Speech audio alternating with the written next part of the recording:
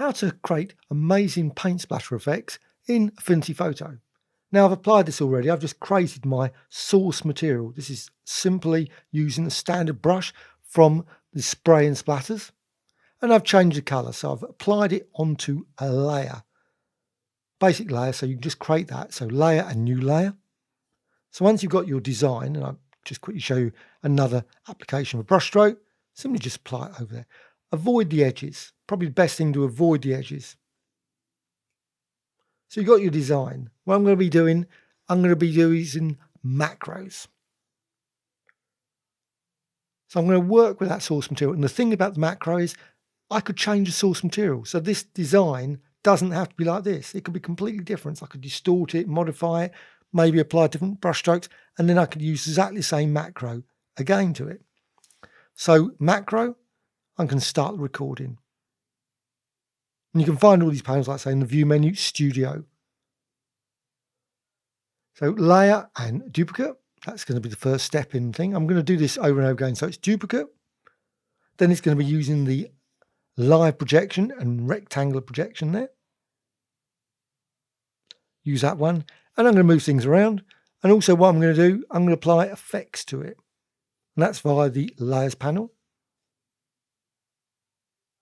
So you can go to the layers panel. Down the bottom, you've got little FX. Click on that.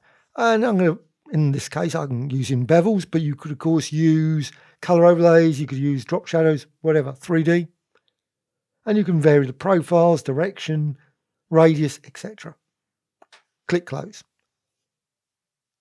Once you're happy with your design. And of course, I could tweak that to heart's content, but you can just keep varying it depending on what depth you want for the design. Once you've done that, layer menu and rasterize.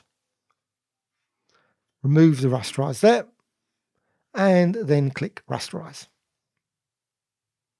And what you can do, you can duplicate that now. So you can go to layer menu and you can duplicate, and this is all been stored in the macro. And I could do this like 10, 20, 50 times. And I have done in a few tutorials where I've gone maybe a few too many times. But you can do it 6, 10 times. At some point, of course, you might start finding it's getting a bit blurry. But you can also, what you can do, you can go to, again, add effects to that as well. So just quickly click there.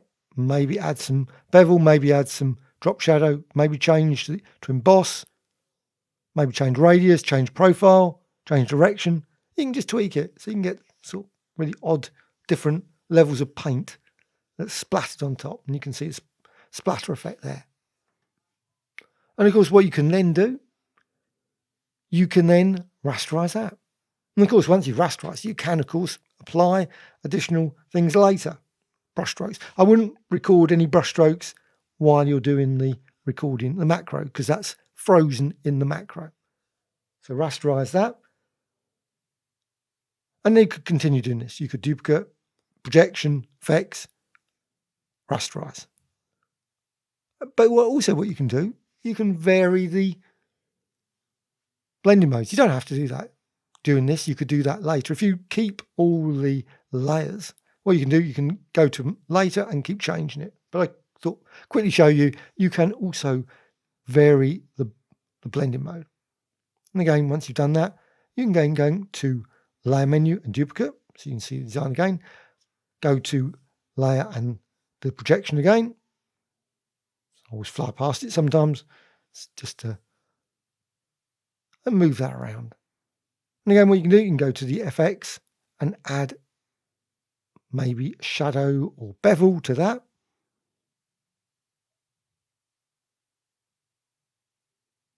And again, you can see the variations there. You can just keep, and you can do it hundreds of times. Click close. And of course, what you can do, layer menu and rasterize again. Now at this point, oh, nearly forgot. Yep. Turn off the rasterize there. Now you've got all these layers. Again, what you can do, you can go and vary it, the blending mode. And you can run through them, just try them out. But you don't have to do it at this stage. The macro, you don't have to do it during the macro. But you can if you want to. But you can always tweak them later if you wish. So if you find something you like, you think that looks good, keep that.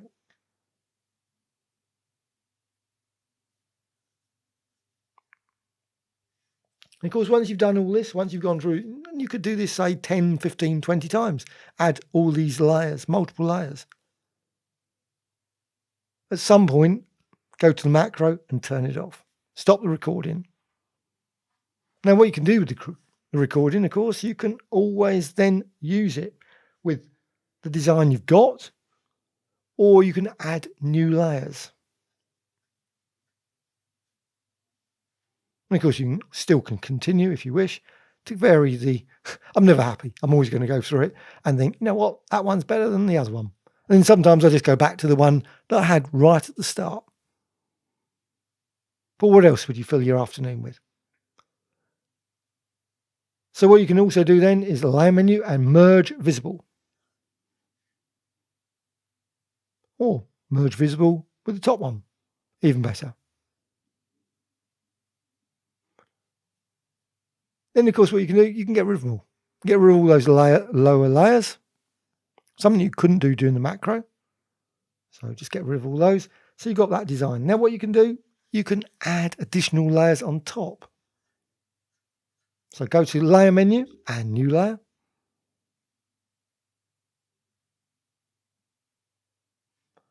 And you can then add some additional brush strokes. And of course, you don't have to use the same brush strokes. Don't have to use spray. I'm using spray in this tutorial, but you could use ink pen or any of the others. You could change the colors.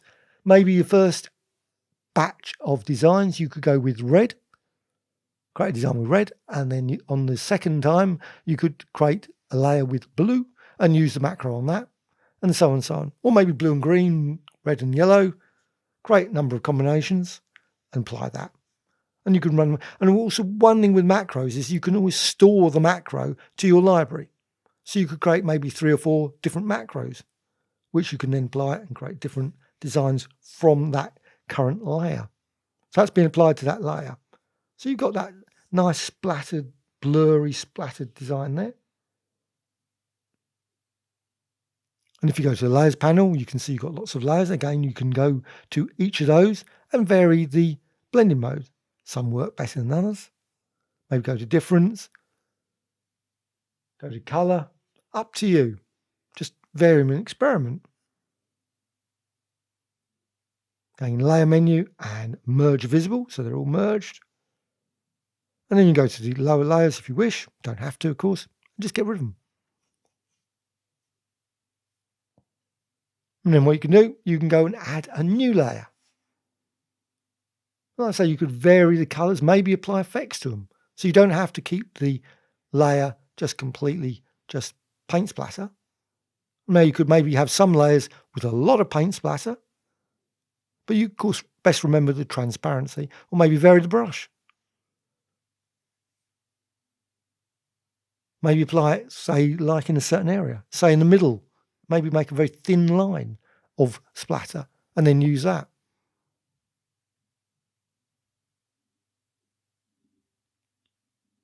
And then, of course, once you've done that, again, go to the macro, run that again. You can see the design there. The thing about it, it's often a pleasant surprise what's generated. You think, wow, that's yet another unusual design. Layer and merge visible. Of course, go and delete layers again if you wish, up to you.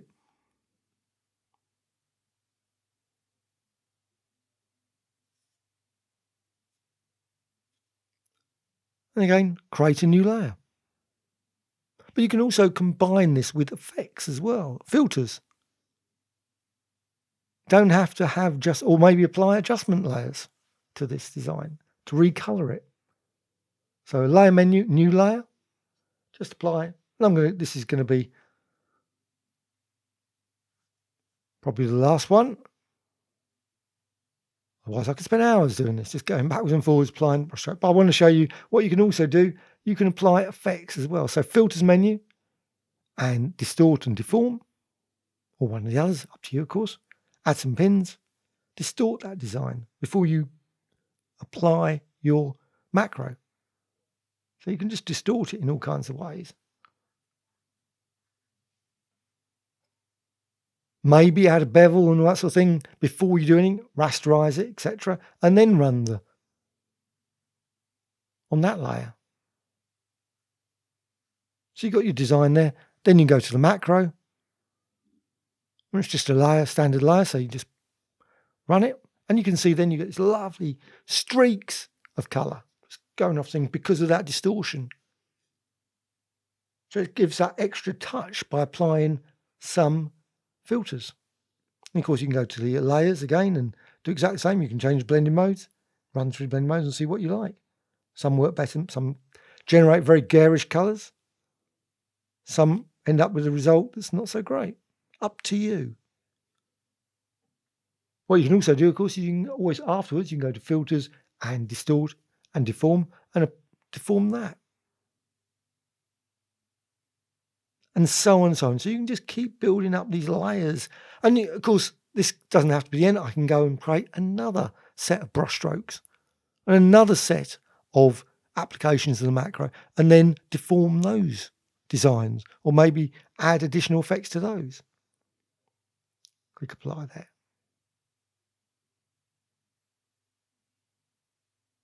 And again, flatten all those, merge visible. So literally thousands of different paint splatter designs can be generated using this approach. And of course, you can use other filters, maybe go to colors and auto levels as well to just brighten it up a bit. Hope you found this tutorial of interest. Please subscribe to Graphic Extra channel. Always a new tutorials about Affinity Photo, Photoshop, etc. Some comments, always appreciated. A dislike or like. Thank you much.